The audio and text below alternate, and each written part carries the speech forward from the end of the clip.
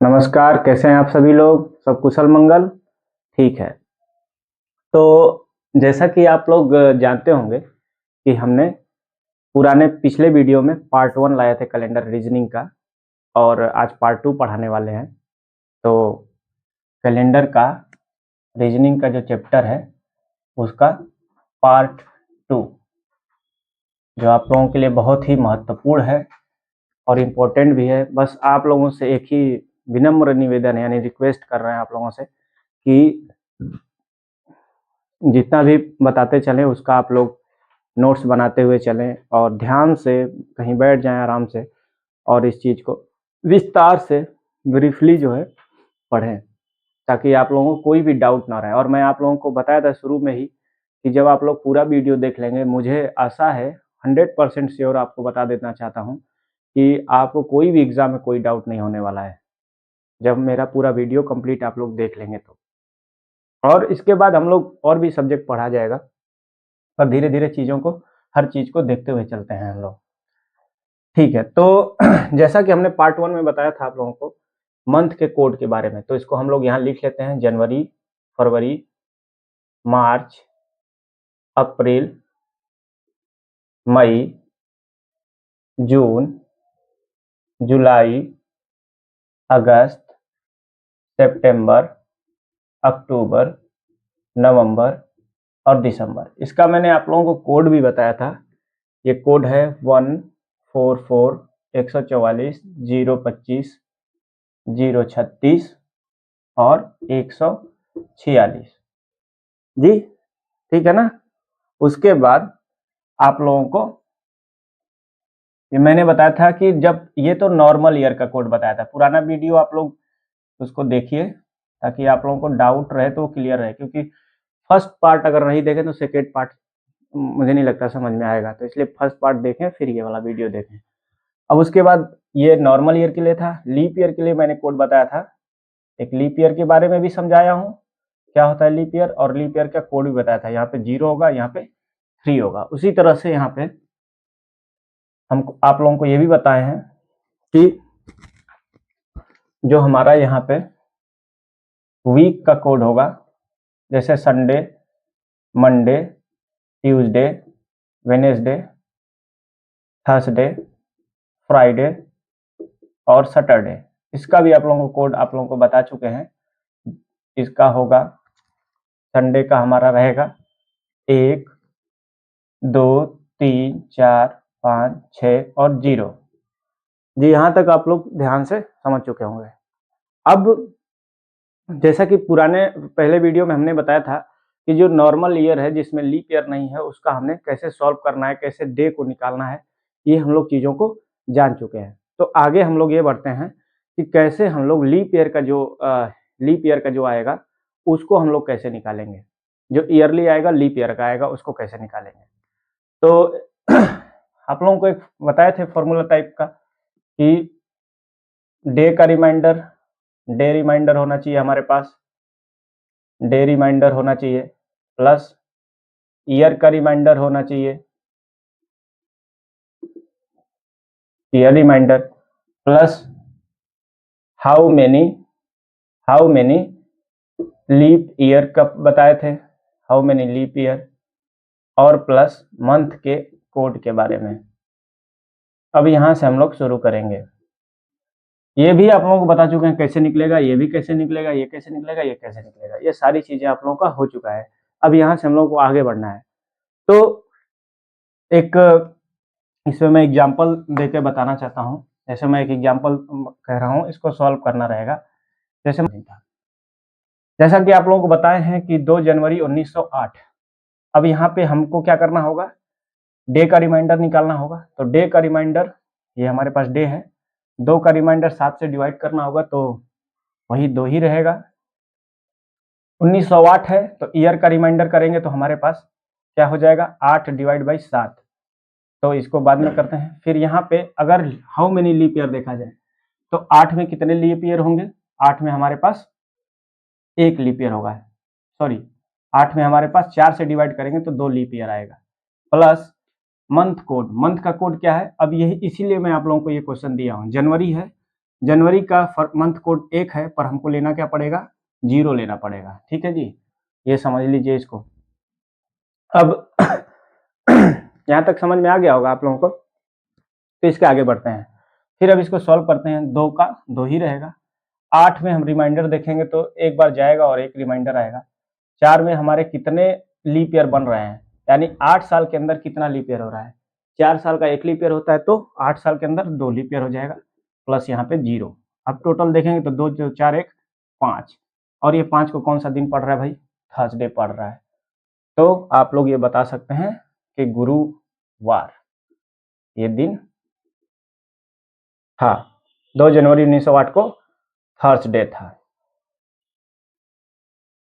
यानी कि जब हमारे महान देश के महान क्रांतिकारी हरिकिशन तलवार जी का जो जन्म हुआ, वो दिन था गुरुवार। ठीक है जी, अब इसके आगे बढ़ते हैं, अगला क्वेश्चन सॉल्व करते हैं। अच्छा, इसमें एक चीज और बता दें, जो हरकिशन तलवार थे, इन्हीं के एक भाई थे जिनका नाम था भगत राम तलवार, जिन्होंने जब हमारे देश के महान क्रांतिकारी जो सुभाष चंद्र बोस जी, जिनका आप जानते हैं, जब वो भारत से बाहर सेना का गठन करने के लिए जा रहे थे, तो उसमें उन्होंने सहयोग किया था। भारत देश से बाहर कैसे उनको बिना दिक्कत के भारत से बाहर जाए और सेना का गठन करे, तो उस टाइम में सहायता किए थे वही भगत राम तलवार जी। तो ये आप लोग जान चुके होंगे। आगे बढ़ते हैं। अब हम लोग देखते हैं अगला पॉइंट को। 3 फरवरी 1928। 3 फरवरी 1928 को कौन सा दिन था, इसको देखना है। तो हम लोग फिर क्या करेंगे, हमने बोला आप लोगों को जब भी आप लोगों को सॉल्व करना है तो ये 4 चीजों को दिमाग में बैठा लेना है। डे का रिमाइंडर, ईयर का reminder, how many leap year और मंथ का कोड। तो डे का रिमाइंडर 3/7 यानी 3 ही रहेगा, कोई रिमाइंडर नहीं, अरे कोई उसमें डिवाइड नहीं होगा। फिर 1928 है, 28 को अगर 7 से डिवाइड करेंगे तो 0 रिमाइंडर हो जाएगा, कोई भी रिमाइंडर नहीं होगा। ठीक है, फिर 28 के अंदर कितने लीप ईयर बनेंगे, तो 4 से डिवाइड करेंगे तो 4 7 28 यानी 7 क्या हो जाएगा, लीप ईयर बनेंगे। फिर नेक्स्ट है हमारा मंथ का कोड। अब मंथ है फरवरी। फरवरी में हम लोग यहाँ देखेंगे, फरवरी में 4 है, लेकिन ये है तो लीप ईयर ना, ये क्या है तो लीप ईयर। अब लीप ईयर की वजह से ये कितना हो जाएगा, ये हमारा कोड ले लेंगे 3। ठीक है जी, अब सबको जोड़ लीजिए, 7 3 10 3 13, 13/7 कितना हो गया, ये 6। रिमाइंडर क्या बच गया, 6। तो अब रिमाइंडर 6 बच गया, मतलब ये कौन सा दिन पड़ेगा इस दिन, फ्राइडे। ठीक है, समझ गए आप लोग। तो ऐसे करके हम लोग रिमाइंडर जो यहाँ पे लीप ईयर आएगा, उसके लिए हम लोग मंथ के कोड अगर फरवरी आता है तो कैसे हम लोग इसको चेंज करेंगे, ये 2 एग्जांपल मैंने आप लोगों को बता दिया है कि कोड कैसे चेंज हो जाता है। अब नेक्स्ट हम लोग आगे पढ़ेंगे, बहुत सारे टाइप के क्वेश्चन पढ़ना है, तो आगे बढ़ते रहते हैं ताकि कोई भी क्वेश्चन छूटे नहीं। और मुझे आशा है कि आप लोग ध्यान से पढ़ रहे होंगे, सारी चीज़ों को समझ रहे होंगे। और कोई डाउट होगा तो आप लोग कमेंट करिएगा, उसको भी सॉल्व किया जाएगा। पर मैं आप लोगों को आश्वस्त करना चाहता हूँ, 100% श्योर रहिए कि कोई भी क्वेश्चन छूटने वाला नहीं है। और कोई भी एग्जाम हो, एसएससी, रेलवे, एनटीपीसी, एसआई या फिर जीडी कांस्टेबल, ग्रुप डी, आप लोगों को सारे एग्जाम के, यहाँ तक कि आईएएस पीसीएस का सीसेट भी आप लोगों को पढ़ना है, तो वो भी आप लोगों को यहाँ से सारी चीज़ें मिलेंगी, सारी चीज़ें मिल जाएंगी। बस ध्यान से आप लोगों को देखते हुए चलना है। नेक्स्ट पॉइंट हम लोग आप लोगों को ये बताना चाहते हैं कि अब आप लोग लीप ईयर को कैसे निकाल पाओगे। कोई भी ईयर है वो लीप ईयर है या नहीं है, इसको हम लोग कैसे जानेंगे कि लीप ईयर है या नहीं। तो इसमें 2 चीज़ों को समझना है। कोई भी जो ईयर अगर वो 4 से डिवाइड हो रहा है, कोई भी ईयर अगर अगर 4 से डिवाइड हो गया तो समझ लीजिएगा कि वो लीप ईयर है। ठीक है जी, कोई भी ईयर अगर लीप ईयर से डिवाइड हो गया, 4 से डिवाइड हो गया तो लीप ईयर है। अगर डिवाइड नहीं हुआ तो लीप ईयर नहीं है। अगर ईयर जो है 4 से डिवाइड नहीं हो रहा है, अगर ईयर 4 से डिवाइड नहीं हो रहा है तो वो क्या होगा, लीप ईयर नहीं होगा, नॉट लीप ईयर। अब इसको समझने के लिए हम लोग कुछ एग्जाम्पल ले लेते हैं जैसे मैं मान लेता हूँ 2015। अब 2015 में जैसा आप लोग जानते हैं डिविजिबिलिटी रूल भी पढ़े होंगे आप लोग कि 4 से डिवाइड करना है तो आप लोगों को पूरा करने की जरूरत नहीं है, लास्ट का 2 डिजिट क्या कर देंगे, डिवाइड कर देंगे। तो लास्ट का 2 डिजिट 4 से डिवाइड नहीं हो रहा है, इसका मतलब ये लीप ईयर नहीं है। अब जैसे मान लीजिए ले लेते हैं 2016। अब 2016 में लास्ट का 2 डिजिट 4 से क्या हो रहा है, डिवाइड हो रहा है, तो सिंपल सी बात है लीप ईयर है। यही आप लोगों को समझना है। अब मान लेते हैं 2017, क्या 2017 4 से डिवाइड हो रहा है, नहीं हो रहा है, तो लीप ईयर नहीं है। क्या 2020 4 से डिवाइड हो रहा है, तो लीप ईयर है। तो लास्ट का 2 डिजिट डिविजिबिलिटी रूल तो यही कहता है कि 4 से डिवाइड करने पे क्या हो जाए लास्ट का 2 डिजिट अगर डिवाइड हो जाए तो वो 4 से डिवाइड होता है। तो इस तरह से हम लोग ये रूल पहला जान गए कि 4 से डिवाइड होने के लिए कोई भी ईयर लास्ट का 2 डिजिट अगर 4 से डिवाइड हो रहा है तो वो लीप ईयर कहलाएगा। दूसरा रूल पढ़ते हैं। दूसरा रूल ये कह रहा है कि दूसरा रूल ये कह रहा है कि कोई भी सेंचुरी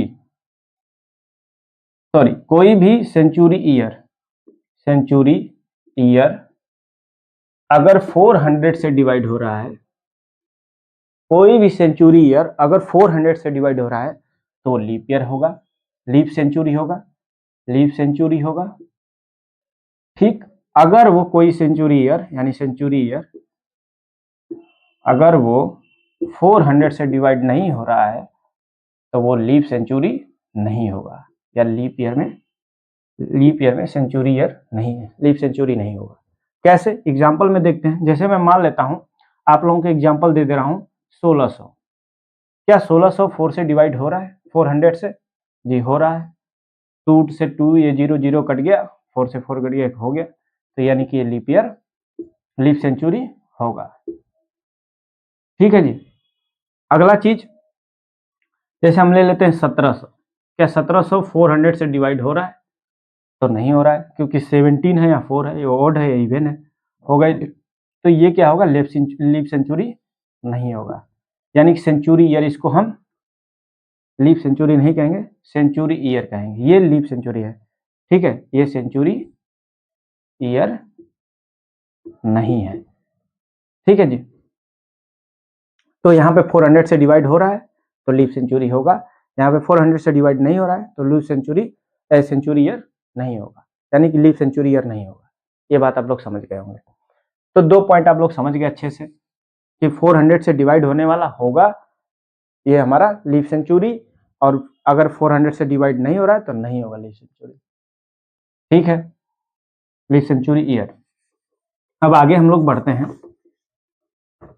आगे देखते चलते हैं। इससे रिलेटेड कुछ क्वेश्चन होंगे और कुछ इंपॉर्टेंट पॉइंट्स भी होंगे जिसको हम लोग सॉल्व करते हुए चलेंगे।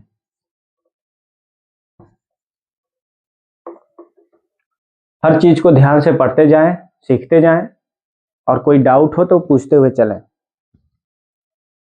तो लीप सेंचुरी के बारे में आप लोग पढ़ चुके हैं कि 400 से डिवाइड होगा तो लीप सेंचुरी होगा, अगर 400 से डिवाइड नहीं होगा तो लीप सेंचुरी नहीं होगा। अब अगला 3 पॉइंट है जो आप लोगों को बहुत इंपॉर्टेंट है, जो बताने वाला हूं कि कैलेंडर का रिपीटेशन क्या होता है। जैसे क्या है ना कि कुछ कैलेंडर का ईयर जो है अगले साल के कुछ कुछ सालों बाद वो कैलेंडर सेम हो जाता है। अब कैसे हमको पता करना पड़ेगा कि कौन सा ईयर किस साल में जाके सेम हो जाएगा, इसको हम लोग सीखेंगे। तो मैं कुछ एग्जांपल दूंगा जिसकी वजह से आप लोग इसको बहुत आसान तरीके से समझ जाएंगे कि जैसे जानते हैं ना कि कुछ ईयर है, फिर कुछ सालों बाद वही calendar same to same repeat हो रहा है, तो आखिर कितने साल बाद क्या कौन सा कैलेंडर कैसे रिपीट होगा, इसको हम लोग सीखेंगे। तो देखते हैं। जैसे मान लीजिए आप लोगों को कोई गिवन ईयर दिया गया है, ठीक है, कोई गिवन ईयर है, गिवन ईयर है आपके पास, और उसके जस्ट बिफोर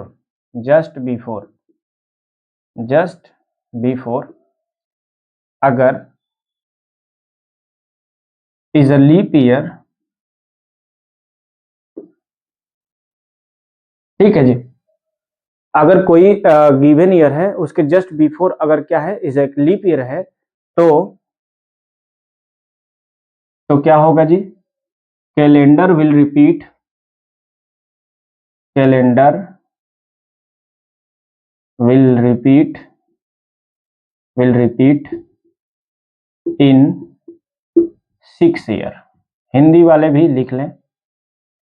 हिंदी वाले को लिखना है कि कोई साल दिया गया है, उसके जस्ट पीछे वाला साल अगर लीप ईयर होगा